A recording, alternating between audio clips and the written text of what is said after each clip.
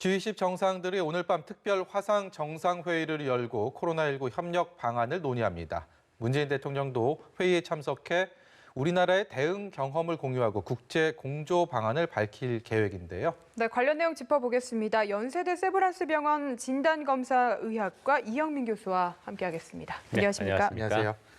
먼저 확진자들 추이를 간단하게 좀 분석을 해보겠습니다. 104명이 어제 0시부터 하루 동안 늘었는데요. 이 중에서 절반 이상이 해외에서 유입된 사례로 분석이 나왔습니다. 최근에 확진자들 추이 자체가 국내 감염보다는 해외에서 유입된 사례 쪽으로 많이 초점을 옮겨가고 있는 상황인 것 같은데요. 어떻게 보십니까? 예, 맞습니다. 지금 현재 어저께 이제 확진된 104명에 대한 데이터를 저희가 살펴보면요. 네. 그중에 40% 정도가 대구 경북 지역분이고요. 그다음에 30% 정도가 검역 과정에서 저희가 이제 확진 받으신 분들입니다. 네. 30명 정도가 되고요.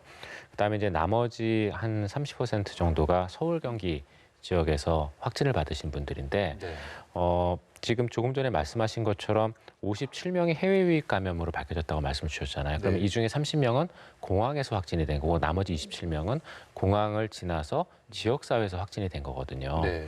그래서 저희가 전체적으로 놓고 보면 지금 현재 절반 이상의 지금 코로나19 감염, 국내에서 일어나는 코로나19 감염은 해외와 연관이 돼 있다고 보시면 될 것 같고요. 네. 그래서 이러한 해외에서 지속적으로 들어오는 유입에 대한 주의가 앞으로 굉장히 필요한 그런 상황이라고 보시면 될 것 같습니다. 내일부터 미국발 입국자에 대해서도 특별 검역 조치를 시행한다고 하는데 이렇게 되면 당분간 뭔가 신규 확진자 중에 해외 영유입 사례가 많은 이런 상황은 계속된다고 저희가 봐야 되는 겁니까? 예, 맞습니다. 지금 현재 이런 해외에서 들어오는 확진자가 늘어나는 것뿐만이 아니라 또 한 가지 저희가 주목해야 되는 부분은 그 확진자가 다녀온 지역도 굉장히 점점 더 늘어나고 있거든요. 처음에 국내에 유입되는 해외 확진자들의 지역이 발원지였던 중국이나 또는 동남아 지역에 한정이 돼 있었다면 어느 순간부터 기타 지역으로 늘어나기 시작을 하면서 지금 유럽에서만 거의 10여 개국 이상에서 확진자들이 나오고 있는 상황이거든요. 거기다 미국이라든가 지금 남미에서 들어온 분들도 있지 않습니까? 그런데 이러한 확진자의 어떤 그 확진자가 다녀온 국가의 폭이 앞으로는 더 넓어질 가능성이 많거든요. 저희가 이제 최근에 나온 사이어스 논문에 의하면은 전 세계적인 이런 코로나19의 확산은 이미 1월 중순쯤에 이루어졌다라는 보고가 있었습니다. 네. 그 당시에 코로나19에 감염된 경증 환자의 거의 85% 정도가 본인이 코로나19에 걸렸는지를 모르고 여러 지역으로 퍼졌다라는 얘기가 있거든요. 그거를 저희가 증명할 수 있는 증거가 우리나라의 코로나19 감염자가 1월 20일 날 나왔거든요. 근데 거의 비슷한 시기에 미국에서도 코로나19 첫 환자가 나왔습니다. 그러면은 우리나라의 코로나19 감염자가 들어온 것만큼 미국도 들어갔을 거거든요. 그리고 이런 것들은 우리나라 미국만의 문제가 아닐 게 현재 지금 코로나19에 대해서 많은 환자를 보고하고 있는 국가들을 보시면 전부 다 선진국들입니다. 네. 근데 선진국들이 주로 보고를 하고 있는 건 선진국들만 검사가 가능하기 때문일 수도 있거든요. 저개발 국가 같은 경우는 지금 검사 여력이 안 돼 있기 때문에 그런 국가에서는 지금 이제 코로나19 감염이 안 돼 있을 수도 있습니다. 일부는. 네. 그래서 그런 것들을 고려를 하게 되면은 저희가 저개발 국가에서 코로나19에 대한 어떤 관리라든가 이런 것들이 부족할 수가 있기 때문에 이런 코로나19 다녀와서 코로나19에 확진되는 사람들 또는 그 국가에서 방문하는 사람들의 코로나19 확진자의 어떤 폭은 앞으로 점점 더 늘어날 거라고 생각을 합니다. 그러니까 무증상이 있든 유증상이 있든 간에 확진자를 가려내는 진단을 통해서 가려내는 것과 아예 증상이 있고 분명히 감염이 됐지만 모른 채 그냥 놔두는 것과 그게 확진자 수의 또 격차를 또 보여주는 또 그런 요인이 될 수 있다 이런 말씀인데 정부에서도 해외 역유입 사례들에 대한 것들이 워낙 많다 보니까 자가격리 위반을 하게 될 경우에는 관용을 베풀지 않겠다 고발 조치도 하고 또 뭐 아예 외국으로 다시 강제 출국을 시킬 수도 있다라는 얘기를 한 것 자체가 그만큼 해외 역유입에 대해서 앞으로 더 강화하고 신경을 쓰겠다 이런 의미가 아닐까요? 맞습니다. 최근 2주 동안 이제 정부의 여러 가지 코로나19에 대한 정책들을 살펴보시면은 제일 눈에 띄는 게 국내에서의 코로나19 발생을 최소한도로 낮추기 위해서 강력한 사회적 거리두기를 추가적으로 2주간 더 하겠다라는 게 있었고요. 네. 그리고 거기에 따른 게 해외에서 유입되는 사례에 대한 여러 가지 대책들이 있거든요. 그렇게 갈 수밖에 없는 이유가 정부 쪽도 분명히 해외에서 유입될 가능성이나 환자가 많다는 걸 알고 있는 겁니다. 그렇게 되면 저희가 그다음에 대책을 세워야 되는 거는 해외에서 들어오는 사람들에 대한 검사, 네. 역량의 집중이 필요하거든요. 네. 그러면 하루에 지금 현재 국내로 들어오는 해외 유입자는 한 10,000명 정도로 제가 알고 있습니다. 그런데 우리나라에서 검사할 수 있는 건수는 대략 한 하루에 25,000에서 3만 건 정도가 되거든요. 그러면 이 검사 역량을 해외 유입자, 그러니까 해외에서 들어오는 분들에게 저희가 집중시키기 위해서는 그만큼 국내에서 발생한 환자 숫자를 낮춰야 됩니다. 그래서 사회적 거리두기를 강화해서 예. 최대한 그거를 누르면서 해외에서 유입되는 사례에 대한 어떤 집중적인 관리를 하겠다라고 보면 될 것 같거든요. 네. 그래서 이런 상황에서 해외에서 유입되는 사람들이 우리나라의 자가격리 수칙이나 이런 것들을 지키지 않는 일이 생기게 되면은 이런 모든 노력이 다 수포로 들어가거든요. 그렇죠. 그래서 네. 이런 부분들에 대해서는 저도 분명히 명확하게 공지를 하고 이제 이런 조치를 취한다는 걸 그들도 알아야 되거든요. 그러니까 그걸 알려주고 네. 따르지 않을 때는 거기에 걸맞는 상응하는 조치를 취하는 게 옳다고 생각을 합니다.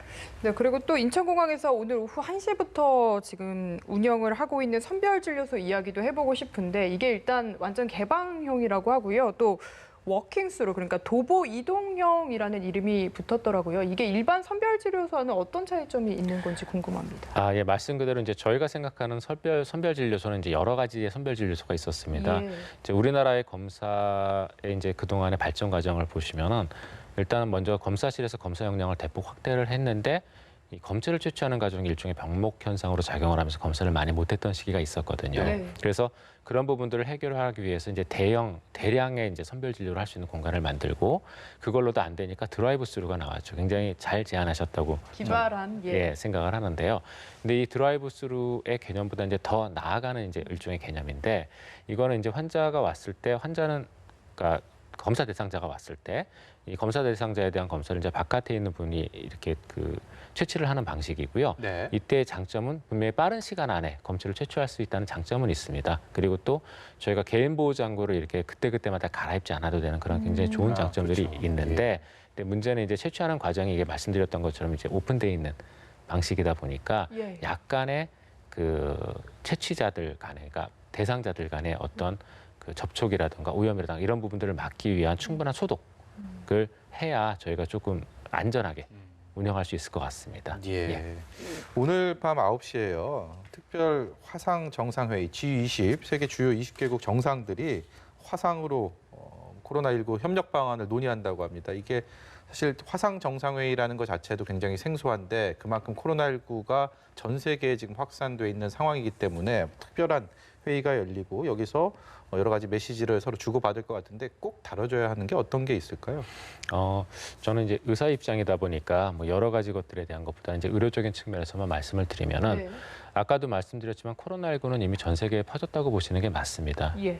이미 200개국 가까운 국가에 퍼져 있고 그 중에는 유럽이나 미국처럼 적극적으로 대응을 하고 있는 물론 굉장히 지금 많은 고생들을 하고 있지만 적극적으로 대응을 하고 있는 국가들도 있지만 여력이 안 되기 때문에 대응하지 못하는 국가들도 있거든요. 네. 그러면 이거를 단순히 그 국가들의 문제로 치부하면 우리는 괜찮을까? 절대 그렇지 않거든요. 우리가 아무리 국내에서 코로나19 감염자를 낮춘다 하더라도 우리는 전 세계의 모든 국가와 교역을 해야 먹고 살 수 있는 국가이고 그렇죠. 그다음에 그거는 우리나라뿐만이 아니라 다른 나라도 마찬가지입니다. 지금은 하나의 세계거든요. 예. 그렇기 때문에 한 나라의 문제가 결코 다른 나라의 한 나라의 문제가 다른 나라에 바로 영향을 주는 이런 것들이 있고 네. 우리도 이미 코로나19를 그걸 경험하고 있지 않습니까? 바로 예. 옆 나라인 중국에서의 문제가 우리나라에 큰 문제를 일으키는 것. 그렇기 때문에 이런 저개발 국가에 대한 지원, 코로나19를 제어하기 위한 그게 진단에 대한 지원이 됐건 방역에 대한 지원이 됐건 경제적인 지원이 됐건 이런 게 반드시 들어가야 된다고 생각을 합니다. 그래서 전 세계적으로 이 코로나19에 대한 대응을 하지 않으면 이거는 계속 순환할 가능성이 많거든요. 네. 그거를 저희가 막아야 되기 때문에 이러한 저개발 국가에 대한 지원이 반드시 필요하다고 생각을 합니다. 다른 나라에 대한 지원에 특히 우리나라의 역량이 많이 들어갈 것 같은 게 지금 실제로 세계 각국에서 뭐 우리나라 노하우 배우고 싶다 아니면 진단키트를 지원해달라라는 요청들이 정말 많이 들어오고 있다고 하거든요. 이게 아니, 미국에서 의료 선진국이라는 미국에서 그런 요청을 트럼프 했다고 대통령이 하니까요. 직접 예, 말했고요. 뭐 더 말할 필요가 있겠습니까? 예. 예, 그래서 이게 진단 전문의로서 현 상황에 대해서 어떻게 평가하시는지 좀 들어보고 싶습니다. 일단 뭐 진단검사학과 전문의로서는 당연히 좀 뿌듯한 감을 많이 느끼게 되고요. 이렇게 이제 저희가 검사를 빨리 확장을 해서 우리나라에도 도움이 되고 전 세계적으로 이제 도움이 되는 그런 측면들을 그러니까 이런 그 면모들을 많이 보여드렸는데 그럼에도 불구하고 제가 생각하기에는 분명히 앞으로 더 개발하고 발전할 부분들이 있다고 생각을 하거든요. 예. 이제 그 이유가 왜 그러냐면은 현재 저희가 이제 어저께까지 데이터를 봤더니 국내 의료기관에서 네. 이루어진 검사 건수가 67만 건이었었습니다. 굉장히 네. 많은 검사를 진행을 했거든요. 그러네요. 그래서 이제 이렇게 67만 건의 검사를 할 수 있었던 이유가 말씀드렸던 것처럼 이제 역량을 확대했기 때문인데 이 역량이라고 부르는 거는 결국은 어느 정도의 환자 발생을 저희가 예상하느냐에 따라 네. 달라지거든요. 해외에서 유입되는 거에 대한 대응도 필요할 거고 앞으로 그다음에 국내에서 소규모로 생기는 집단 감염에 대한 대응도 필요할 겁니다. 그리고 지금 현재 저희는 가장 큰 코로나19 감염의 그 위험 요소를 안고 있다고 생각하는 요양병원에 대한 대처를 아직 다 끝내지 못했거든요. 네. 요양병원의 병상 숫자가 거의 30만 개 정도 되거든요. 그러면 이분들에 대한 대응도 앞으로 또 저희가 또 해야 됩니다. 이런 것들을 고려했을 때 지금까지 저희가 잘해오고 있었지만 그럼에도 불구하고 검사의 역량에 대한 확대는 분명히 필요한 상황이고요. 그래서 이런 것들을 고려하면 저희가 이제 그 다음에 해야 되는 거는 지금 현재 쓰고 있는 이 긴급 사용 승인 시약을 보다 더 완성도를 높여서 보다 더 많은 기관에서 손쉽게 할 수 있도록 하는 것들이 필요합니다. 예. 그래서 그런 부분에서의 발전이 하나 더 필요할 것 같고요. 네. 두 번째는 저희가 지금 현재 국내에서 검사가 비교적 손쉽게 빨리 이루어진다고 얘기는 하지만 아직까지도 필요한 부분은 응급 검사에 대한 부분입니다. 즉 저희가 지금 검사를 하게 되면은 검사 결과를 바로바로 그 검체를 가지고 검사를 해도 3시간의 시간이 걸리거든요. 네. 그런데 긴급 수술이 필요한 분들은 1시가 급하거든요. 예, 그렇죠. 그런 분들은 저희가 빠른 결과를 내줘야 되는 그러한 분들인데 최근에 이제 미국 FDA에서 저희가 하고 있는 그 분자 진단을 새로운 플랫폼으로 이제 새로운 플랫폼이라기보다 분자 진단을 다른 플랫폼으로 적용해서 예. 개발해서 쓰고 있는 것들이 있었거든요. 거기에 적용을 해서 45분에서 1시간 이내 검사가 가능한 것들을 만들어냈거든요. 네. 이런 것들은 기존에 저희가 쓰고 있는 분자 진단이랑 동일한 원리이지만 검사의 어떤 방식이 약간 다르기 때문에 빠른 결과를 보여주는 거기도 하고 그다음에 바로바로 검사가 가능하다는 장점들이 있기 때문에 이런 응급 검사에서 굉장히 도움이 될 겁니다. 그래서 저희가 코로나19 감염자는 앞으로도 계속 나올 거고 이런 분들에 대한 수술이라든가 조치들이 분명히 필요할 거기 때문에 이런 응급 검사에 대한 부분들도 저희가 좀 역량을 앞으로 좀 확대할 필요가 있습니다. 이영민 교수님 오늘 나오신다고 그래서 이 질문은 꼭 드려야겠다라고 생각했던 게 있는데 영국에서요. 네. 그 면역 여부, 그러니까 항체가 있는지 코로나19에 대한 있는지를 간단히 체열을 해갖고 스스로 진단을 할 수 있는 그런 키트를 내놓는다고 하고 이게 뭐 아마존을 통해서 배송을 하겠다는 것도 합의가 됐다라는 보도들이 나오고 있습니다. 이게 이른바 자가 진단 시약인데 이게 지금 말씀하신 우리의 지금 진단 키트를 통한 검사와는 또 다른 방식인 것 같은데요. 이게 의미가 있고 좀 실제로 좀 실효성이 있다고 보십니까? 말씀 주신 부분이 이제 자가 진단 키트, 그죠? 항체를 이용한 자가 진단 키트거든요. 이거는 근데 항체라고 부르는 물질은 저희가 감염되는 그 순간에 나오는 게 아닙니다. 항체라는 거는 병원체가 우리 몸에 들어왔을 때 우리 몸이 병원체에 대항하기 위해서 만드는 물질들이거든요. 예. 그래서 항체가 생기는 시점은 보통 코로나19 같은 경우에 감염에 대한 증상을 나타내고 나서 일주일 뒤부터 생깁니다. 네. 그리고 지금 이런 항체에 대한 여러 가지 논문이 지금까지 이제 나왔었는데 그중에서 가장 공신력이 높은 저널에 나온 논문에 의하면은 코로나19 증상을 보여주고 10일 정도의 항체 검사를 했더니 그 항체 검사에서 양상을 보여주는 환자의 비율은 50%보다 약간 낮았거든요. 그러면은 한참 더 있어야 되는 거네요. 예. 보통 항체 검사에 그래서 저희가 항체 검사에 민감도를 완전하게 가져가는 그러니까 100% 가까운 민감도를 보여주기 위해서는 14일에서 28일 사이 정도가 적절하다고 생각을 하거든요. 통상적으로. 그런데 14일이라는 시점은 코로나19 감염자가 거의 완치되는 시점이거든요. 그러면은 이게 감염됐었다라는 거는 알 수 있겠지만 그 사람을 우리가 빨리 진단을 해서 격리를 하고 치료를 하는 목적으로는 사실 쓰기가 어렵거든요. 예. 예. 그래서 이런 항체 검사 같은 경우에는 저희가 역학적인 목적으로 많이 씁니다. 이건 무슨 얘기냐면은 구로콜 센터 이제 한참 이슈가 되지 않았었습니까? 네. 오늘도 이제 발표가 하나 나왔는데 그 구로콜 센터의 데이터를 보시면은 네. 한 층에서 굉장히 많은 감염자가 나왔는데 네. 그 층에 신천지 신도 5명은 다 음성이었었어요. 네. 네. 이건 확률적으로 있을 수 없는 일이거든요. 그 얘기는 곧 그 분들은 이미 다 앓고 지나간 거거든요.